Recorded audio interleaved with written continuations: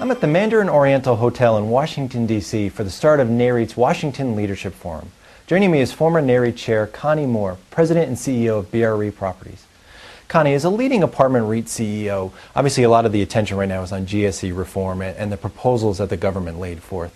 What are some of the concerns you have about this plan, and how are you looking at it? What I'm hoping is that they remember that there are apartments in that mix, because I think there are a lot of legislators who forget that Fannie and Freddie have been very beneficial to the apartment industry. And while it is a very small component of their portfolios, it's been a very profitable component.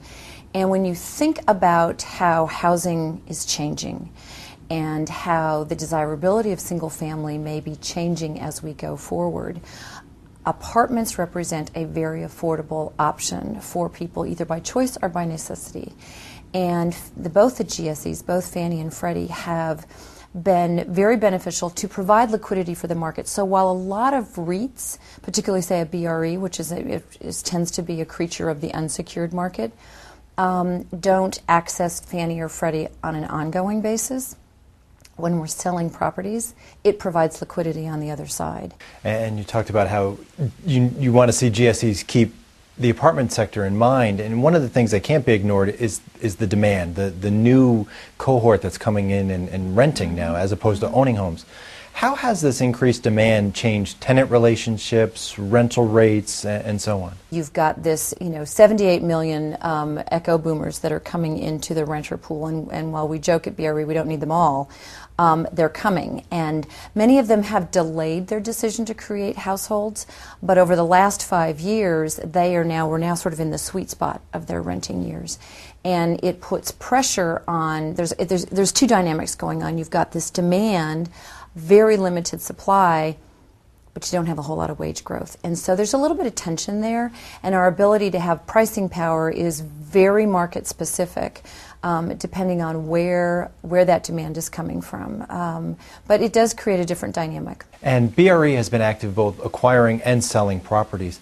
Can you touch on a little bit in terms of, on the acquiring side, what you're looking for, and on the disposition side, what types of properties are you looking to dispose of? So what we're trying to do is find transactions where we might have a unique relationship, but really focusing on where we can concentrate our capital. So again, we tend to look at 50 miles off the coast from San Francisco down to San Diego, and concentrating our capital where we already have assets so that we can get an efficiency in terms of our operations.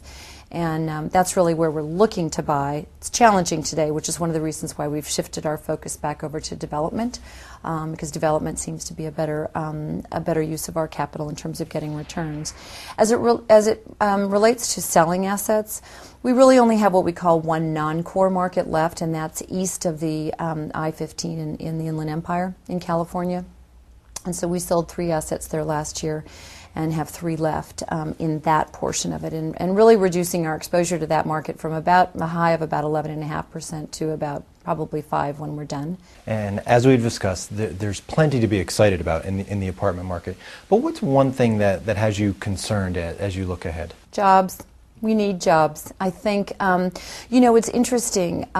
For example, Orange County, probably one of the weaker markets in Southern California, has actually had job growth, certainly in 2010.